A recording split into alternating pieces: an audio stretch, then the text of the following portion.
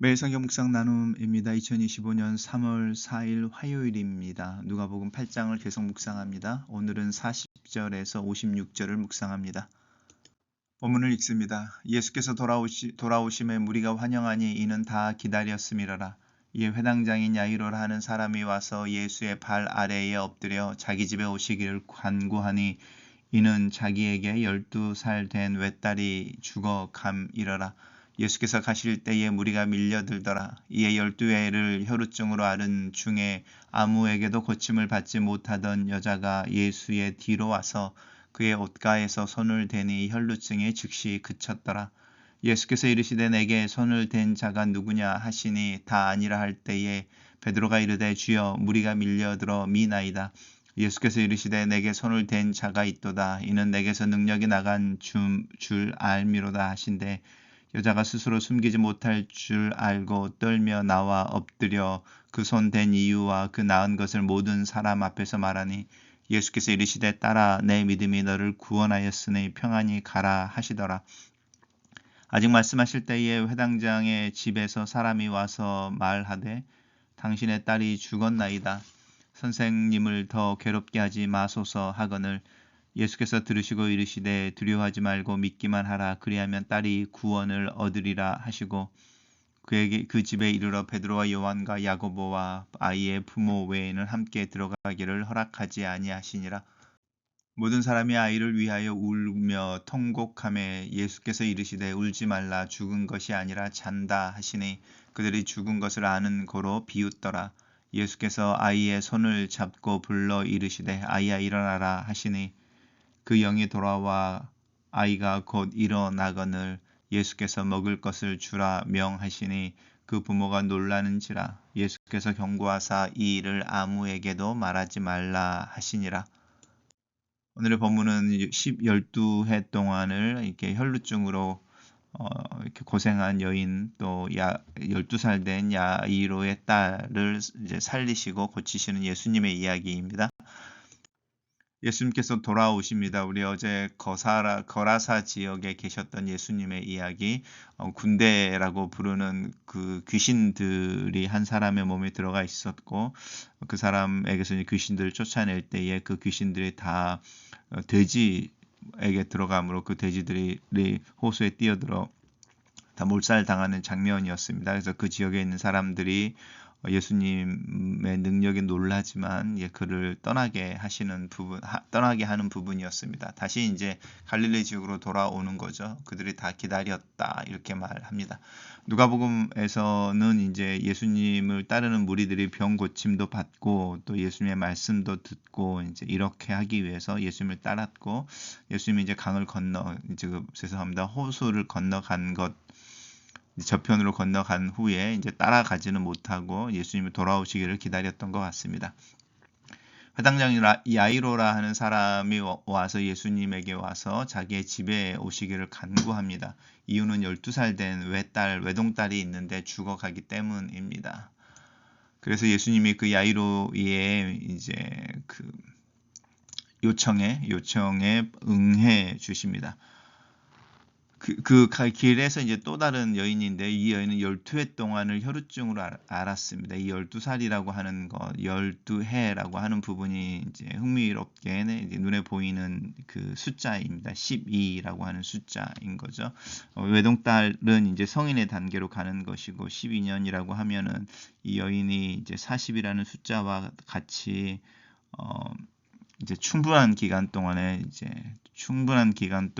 고난을 받았다라고 그녀의 고난이 이제 이렇게 오래됐다 이런 이야기이면서도 그것이 이제 12회로 갈 때는 하나님의 때가 됐다 이런 느낌도 이 12회라고 하는 것 속에 이 숫자가 주는 뉘앙스입니다.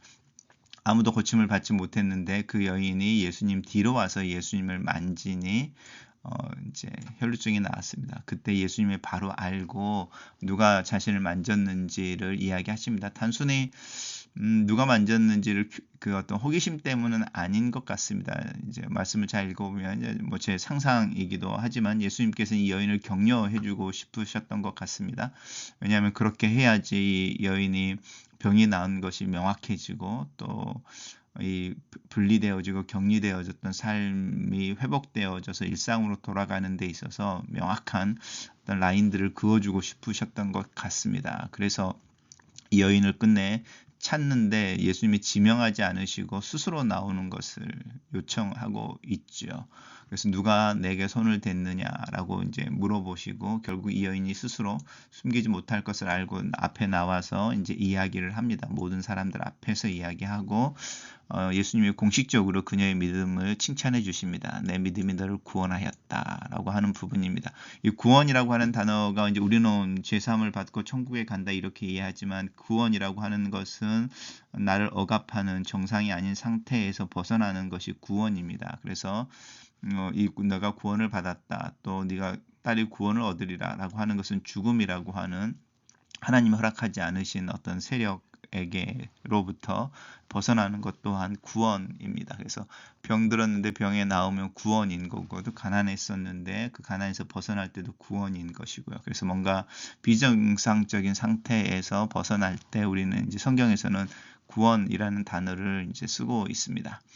그리고 이제 이런 일들이 있는데 말씀하실 때에라고 이야기합니다. 이제 두 사건이 오버랩되는 거죠. 이렇게 혈루증을 앓다가 나은 여인과 이야기가 끝나고 다음 씬으로 오는 것이 아니라 그렇게 이야기가 되어지는 중에 이제 인터럽트가 되는 거죠. 그래서 이제 이 장면이라고 하는 부분이 그 하나씩 툭툭 끊어진 것이 아니라 이렇게 연결되어져 있고 이렇게 두 개가 이렇게 겹쳐 있습니다. 야이로에게 와서 딸이 죽은 소식을 알리고 이제 죽었으니 희망이 더 이상 없으니 끝인 거잖아요. 그래서 예수님을 더 괴롭히지, 그러니까 선생님을 더 괴롭히지 마십시오 이렇게 말하지만 그것은 이제 끝입니다라는 뜻인 거죠. 근데 그때에 예수님이 두려워하지 말고 믿기만 하라라고 야이로에게 이야기하십니다. 그리고 그 집에 이르러서는 베드로와 요한과 야고보만 이제 세 제자들이 항상 예수님과 함께 했었는데요. 그리고 그 부모만 많은 무리들인 거죠. 무리들이 함께 갔었지만 예수님의 단호하게 그 야이로와 그리고 베드로와 요한과 야고보만 데리고 이제 집으로 들어가시는 거죠. 이것 또한 뭐 비밀스럽게 뭔가를 행하기 위해서다. 이런 것보다는 이제 그 아이가 죽어서 슬픈 집에 수많은 사람들이 몰려 들어가는 것보다는 이런 어떤 배려라고 한번 생각해 보십시오. 그리고 들어갔더니 모든 사람이 아이를 위해 울고 통곡했다라고 하는 부분입니다.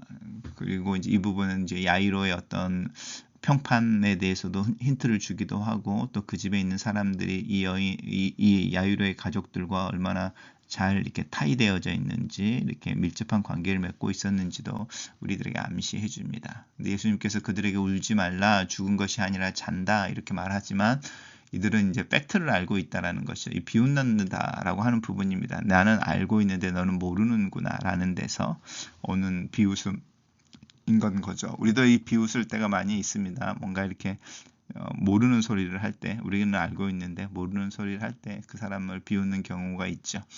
근데 예수님께서 그 아이의 손을 붙잡아 주십니다. 우리 수가성에서도 나인성에서도 과부의 죽은 아들을 직접 만지셨습니다. 관을 만지시고, 근데 이제 이 부정한 것을 만지면 사람이 부정해지는데 오늘 본문에서 계속 부정한 것이 예수님을 만지거나 예수님이 부정한 것을 만지면 다 정결하게 됩니다. 그래서 예수님 안에서 있는 이 정결함이라고 하는 것은 부정을 이기는 것이지 부정에 오염되는 것이 아니라는 부분을 명확하게 이야기해주고 아이를 일으켜 세웁니다. 일어나라. 그리고 그 아이가 일어나니까 먹을 것을 주라라고 그 아이에게 가장 필요한 것을 이야기해 주십니다. 그리고 이제 이 일을 알리지 말라 말씀하십니다. 단락을 요약해 보겠습니다. 다시 갈릴리로 돌아오신 예수님은 회당장 야이로의 죽은 딸을 살리시고 12해 동안 혈루증으로 앓던 여인을 고쳐주신다. 이렇게 정리해봤습니다. 매일 성경 묵상 나눔입니다. 거라사 지방의 사람들은 예수님의 권능을 경험한 후 자신들의 동네를 떠나달라고 요청했습니다. 예수님께서는 그들을 떠나셨습니다. 이제 예수님께서 갈릴리로 돌아오시자 사람들이 예수님을 환영하고 맞아들입니다.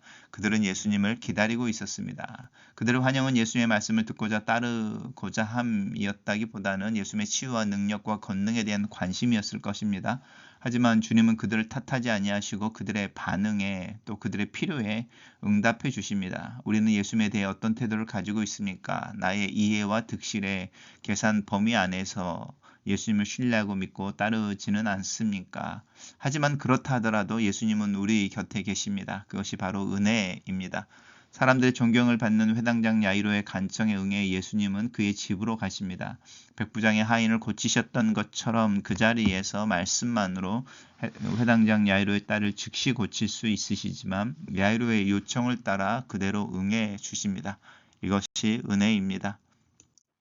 부정한 자와 접촉하면 부정해진다고 유대인들은 믿었습니다. 12해 동안 혈우증을 앓은 부정한 여인이 예수님을 만진 것은 예수님을 부정하게 만드는 위험한 일이었습니다.